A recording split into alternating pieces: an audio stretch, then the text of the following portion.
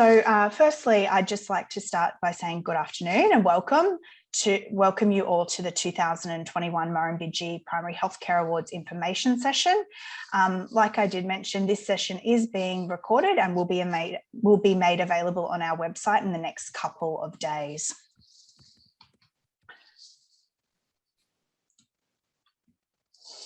I would also like to acknowledge and pay my respects to the traditional owners of the lands on which MPHN operates, the Wiradjuri, Ngari Ngari, Wemba Wemba, Barraba Barraba and Yorta Yorta peoples.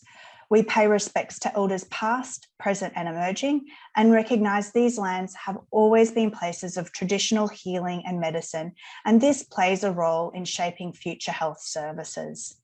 I would also like to acknowledge any Aboriginal people who might be joining us today.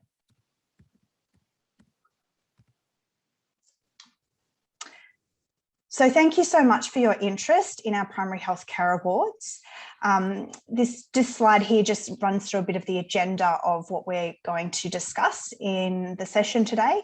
By way of introduction, because not all of you might know me, my name is Monica McInnes and my position here at Murrumbidgee Primary Health Network is the Strategic Initiatives and Engagement Advisor, and this role oversees all of our communications and marketing activities.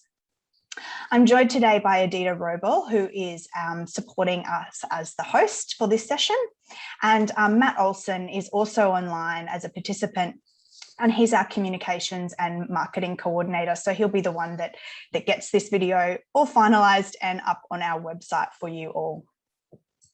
Now, the purpose of this session is to provide you of an overview of the awards, the various categories, how to apply, what the judges are going to be looking for in your applications. Today's session isn't about seeking advice about eligibility of your applications. And as we would go through the session, I just ask that you either put your questions in the chat function or the Q&A section of the webinar, and we will answer those at the Q&A session in this presentation, or you can just ask your questions when we get there. So just as a disclaimer for the potential applicants that are online here, you will need to make your own assessment of whether your activity is eligible to apply for an award, and you will need to determine the most suitable award category for yourself. We do encourage you that you familiarise yourself with the relevant award evaluation form, which we will discuss in detail in this session, and that you ensure that when you complete your application, you do address each of the questions and the components that are required. If you need some more support, your Murrumbidgee Primary Health Network contact is a really good source to discuss any ideas or thoughts you might have about your application.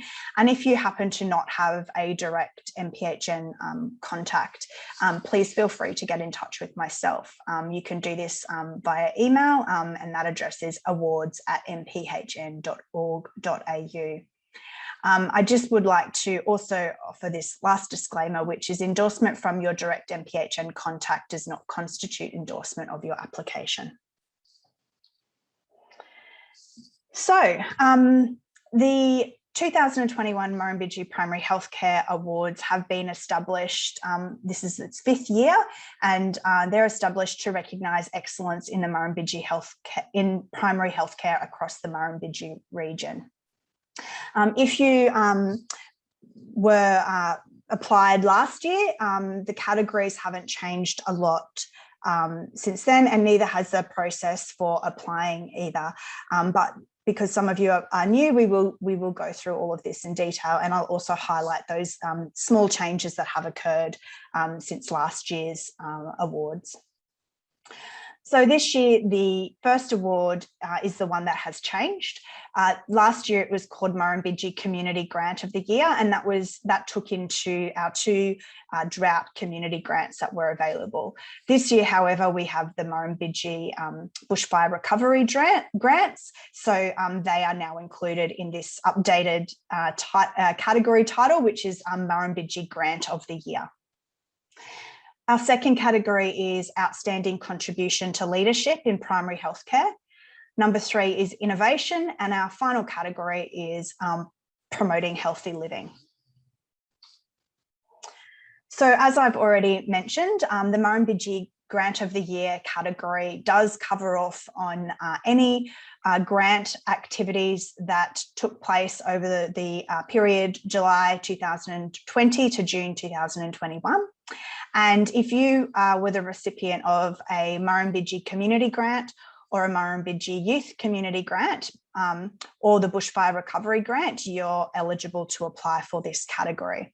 So just for those that may not be familiar with our grants, the community grants are both initiatives of our Empowering Our Communities program, which is to support drought affected communities. So there are 2 drought grants.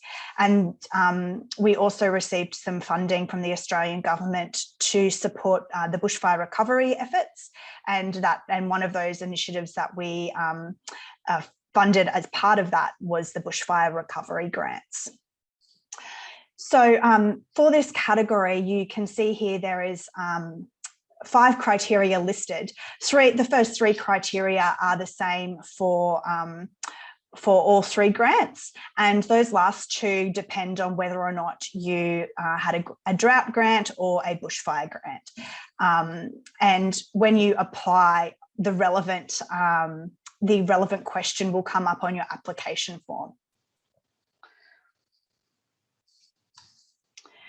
The second category is Outstanding Contribution to Leadership in Primary Healthcare, and this award is to recognise a health professional, practice or organisation that has made an outstanding contribution to leadership in primary healthcare. The recipient of this award will demonstrate exemplary leadership, which has made a difference to primary healthcare in the Murrumbidgee region. This leadership will have led to improvement in local primary healthcare industry or within the local community, and this award can be self or peer nominated. So the criteria is listed there. One thing I do want to highlight for this category is that the leadership could be in any of the following areas, and it's certainly not limited to these areas. If there's something else, we're open to that too. So that those areas are capacity and capability, medical research, teaching, educational mentoring, population health, health professional wellbeing, and change management. And I just also would like to add this award category, this is its 2nd year, so it was its 1st year last year. And this, to maintain the integrity of this award, the judging panel may not decide to grant a finalist or a winner of this category. The third category is innovation, and this one recognises activities promoting new or creative ways to improve health and wellbeing of our community or improve business outcomes.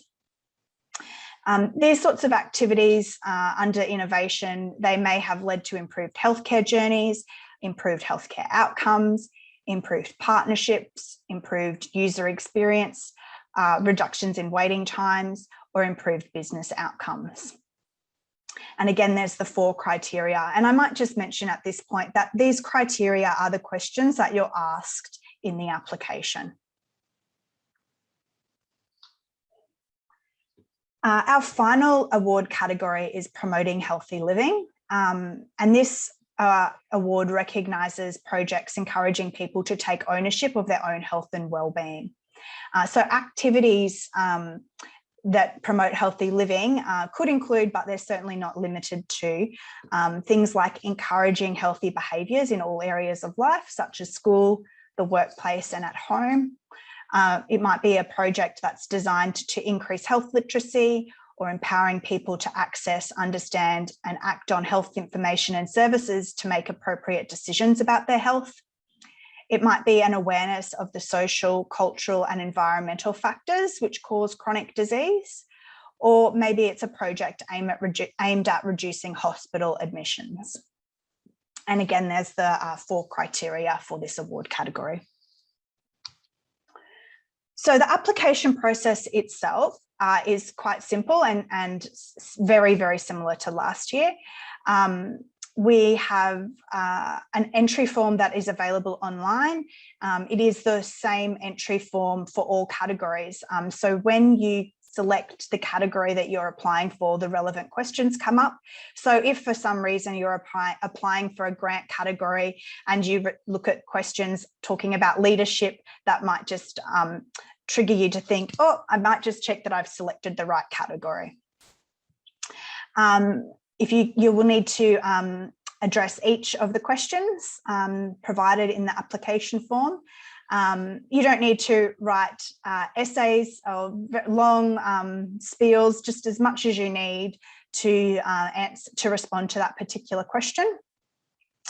And we do ask that you do include some evidence to support your application, and we will talk about that a little bit later in the presentation. But some of this evidence could be a testimonial or maybe some data showing the changes. And we also ask that you upload any audiovisual materials that might be available to be used as part of the awards presentation and also the promotion of the winner and finalists for the awards.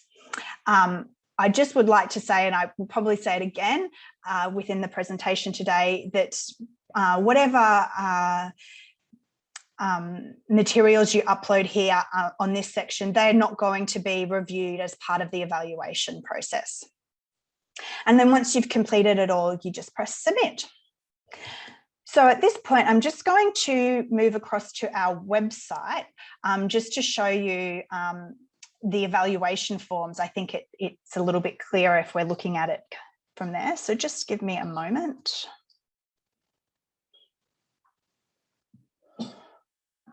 Hopeful that the website is coming up. It did it, great. So this is our web page that you may already have looked at and be a little bit familiar with. I would like to just draw your attention to the last 4 years worth of winners that are available here for you in case you'd like to have a look at and to see what has been awarded in the past. Our FAQ section is also a useful one for you too. So firstly, I'll just go into the Murrumbidgee the Murrumbidgee Grant of the Year category. So we've already talked about this in the presentation just now, and this click to enter will go straight through to the application process or application form. But what I wanted to draw your attention to is this little opportunity here to click to review the evaluation form. So when you click this, this form will come up, and this is the form that our judges will be using to evaluate your application. I might just mention here too that the judging panel consists of 3 people, 2 are MPHN board members, and 1 will be a senior manager from MPHN. So they complete this form. The first part here is the precondition criteria. This is the same for all all categories, except for this grant of the year. This first precondition criteria is unique to the grant category. Basically, these first few questions here, or the first 2 questions, if you're not applying under this category, we need to have yeses in those boxes to make sure that the application is eligible. And basically that means that we need to make sure that the majority of the activities were undertaken during the financial year 2020 to 2021, and that the community that the activity focused on was within the Murrumbidgee region. The next lot of criteria do not impact on your assessment, except potentially this evidence of supporting evidence. While if you don't upload it, that is okay. Your application can still be assessed. As you will see when we get to the criteria part of this form, that criteria itself is worth 25 marks. And the last three here are really for administrative purposes, just for us to be able to see on a quick glance whether a winner or a finalist does have the supporting videos and who wants to attend their presentation. So scrolling through to the rest of the evaluation form, this reflects the questions that you're asked in your application form. So we need to look at the details of the activity, and that is worth 15 marks. The key deliverables around mental health and wellbeing benefits is worth 25 marks. A key deliverable around reduction of stigma is worth 15 marks. The key deliverable around community and capacity building is worth 20 marks. And as you can see here, it's split depending on which grant you're nominating for. And it should hopefully be fairly simple for our grant applicants, because these questions are very similar, if not exactly the same, for your actual grant application. So hopefully you've got some content already that you can copy and paste across. And that's the same for all of those questions within the application form for this particular category. And then the last one for this one is the supporting evidence. And like I've mentioned, it is worth 25 marks.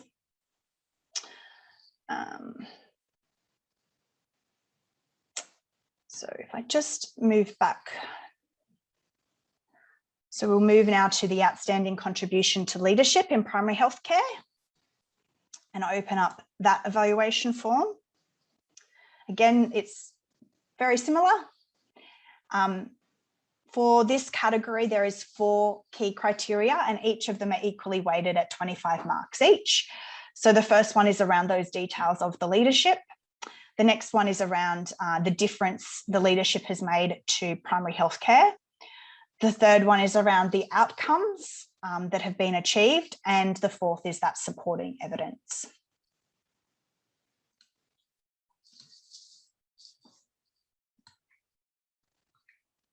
Into innovation now, and we move to the evaluation form. Again, very similar, so I won't talk about that too much. And this category has 5 different criteria. The first one is worth 25 marks, and that's around the details of the innovation. The next one is around a key deliverable of team management, and that's worth 15 marks.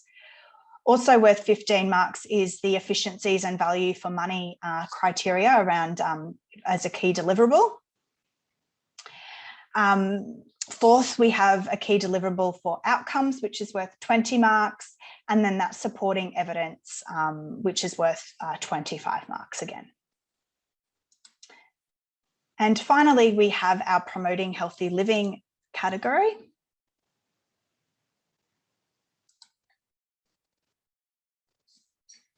And this one has 5 criteria as well. The first one around the details of the activity or the program is worth 20 marks.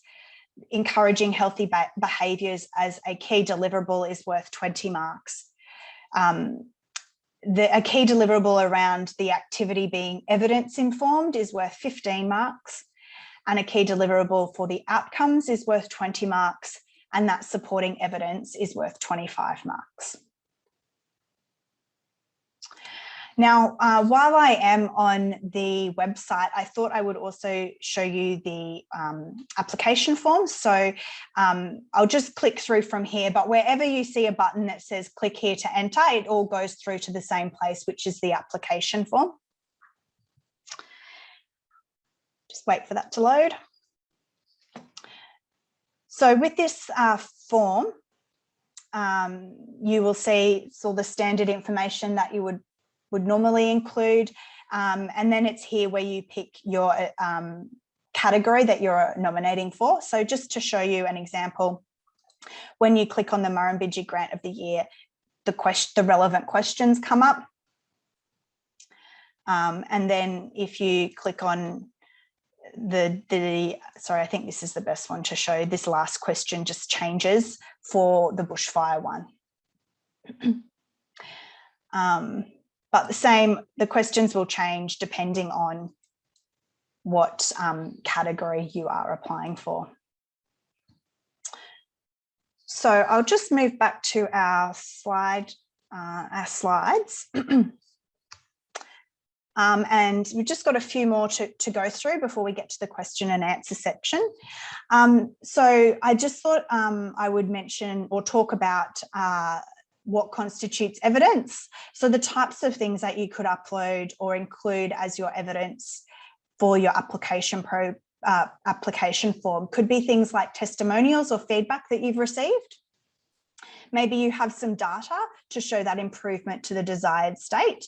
So if at the start of your program you had 10 and you now have 20, that's a great evidence to show that there's been some improvement. Any evidence about showing how the activities, objectives or goals were met. Maybe you have a good news story that you could share about how that activity has helped somebody, or maybe you have some letters of support that you could include as well. Now, in relation to the audiovisual materials, like I have said, that this won't, if you don't include this, will not disqualify you from your application. And the AV materials supplied will only be used to promote the activity at the awards presentation. So if you're a finalist or a winner, if we have suitable material, we'll put together something that we can play on the night. And we can also use those things to help us promote our award winners and finalists. Everyone will receive, or all of those people in that finalists category will have a media release sent out, and we do some promotions after the event. So if we have some photographs or video for that, that would be really great to be able to include. So specifically what you might upload are photos or videos of people involved or the activity taking place. Maybe your activity is that you developed an advertisement that helped promote healthy living, for example, as off the top of my head. You could upload that television commercial, for example. Just please ensure that if you are sharing with us photographs or videos of people, that you do have the right permissions and consent in place to share with us as well. Now, this next slide is about our timeline, and a little bit of news for you, as you could probably see on the slide for those that are quick readers. But I did just want to take this moment to just announce now that the board and Murrumbidgee Primary Health Network have given it much consideration, and we have decided that the awards dinner and presentation that was scheduled for the 20th of November will be postponed until the 5th of March next year. The reason for this is instead of moving it to a virtual event like we did last year, is that we're really keen to meet with people in a face-to-face environment, and we would like that opportunity early next year. So still at the Range Function Centre, but just a different date in the new year when hopefully things have quietened down on that COVID-19 front. So in light of the change for the date of the actual presentation, it does allow us for a little bit of additional time to extend the awards application period. So it was scheduled for the 6th of October as it would close, but we have extended that now out to midnight on Friday the 19th of November. And this really is to allow time for our for the region's busy health professionals and community as much time as we can to allow for them to submit their applications. So we will be updating the website and providing some communications about this change, but for those of you on here, you're one of the first people to know outside of the organisation. So, and that concludes the official part of the presentation session. And we'll just move into some question and answers. And I see there is a few there in the chat, so I might just pass over to Adita to let me know what they are.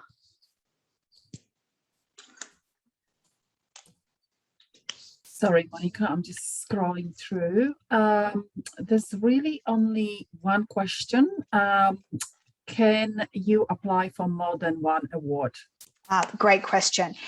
Yes, you absolutely can. If you've got several different activities that meet the criteria for different categories, you're most welcome to apply for all of those.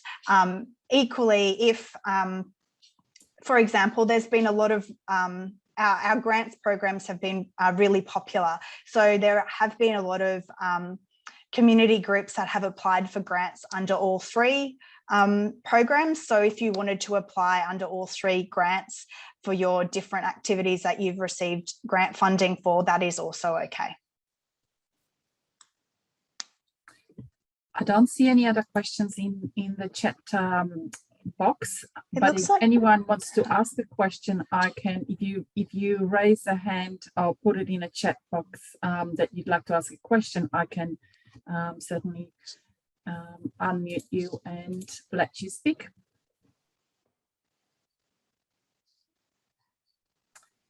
That's just a thank you, a comment to just thank you and advise that the person needs to leave. Sorry, I'm just reading. That's okay. That's okay. I probably just to fill in this time, I would definitely direct people to the frequently asked questions page on the website. That does have some additional questions that you that have responses there. I did mention about the judging panel that sometimes comes up.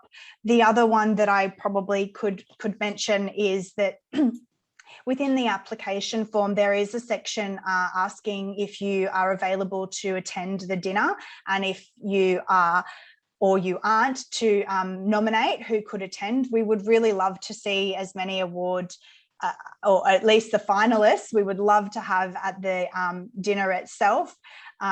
So we'd like to know who the people are that we need to invite if you're not available on that 5th of March. And if you're not able to come in person to the event, we will be having Zoom or a virtual component to our presentation so that people can Zoom in and participate, especially for those that that can't make it to Wagga. So it'll be two options, virtual and face-to-face. And by including your contact details for that in their application form, we'll be able to put that into our guest list so that you do receive all the information for the presentation and the virtual component of that too.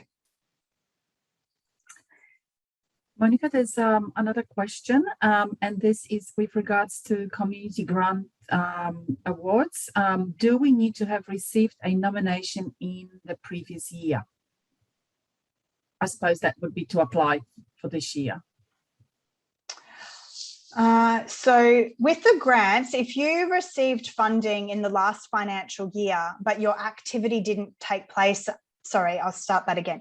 If you received grant funding before June 30, 2020, but your activity didn't take place until, you know, between the period of 1st of July through to 30th of June 2021.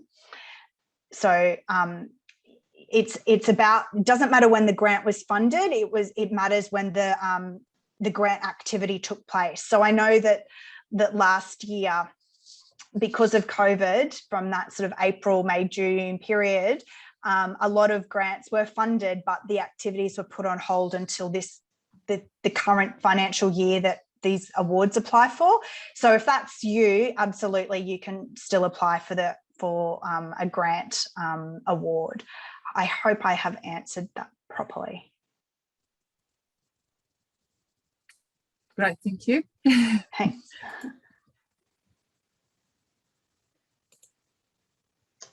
I don't have any other questions in a chat box, that is, or Q&A for that matter. Sure. Well, we might keep moving along. I will just say again that the FAQ page on the website is quite useful. You can get in touch with your direct MPHN contact if you have one, and if not, you are welcome to email myself at that awards email address. And in fact, I've possibly just said everything I needed to say that's on the next slide. Monica, sorry, there's one more query. Is when will the recording be available? How soon will it be available?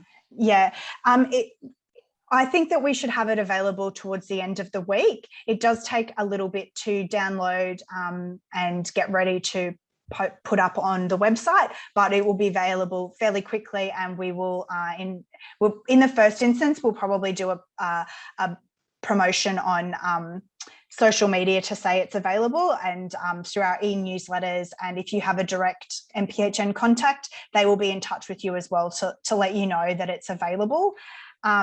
What I would say, and I wonder if I can quickly just go back here to the website, hopefully this is showing, but where it will appear is on this the awards webpage, and it will become a video just down here. So if you want to check here as well, it should be there before the end of the week. Thank you. Thanks. Okay, so the final slide is just a summary slide of those key points. Really would like to reiterate that the evaluation forms that are available are a really useful tool for you, so you can see exactly what it is the judges are looking at when they're evaluating your application, and that evidence is worth 25 marks as part of the evaluation. And that your PHN contact is someone that you can get in touch with to talk through your ideas for your application or ask any questions. But just keep in mind that their endorsement of your application doesn't necessarily indicate success either. That is it. If you do have any further questions for me, you can reach me at the awards@mphn.org.au email address. Thank you everyone for your time. I really appreciate it, and I hope you are all staying well in these times.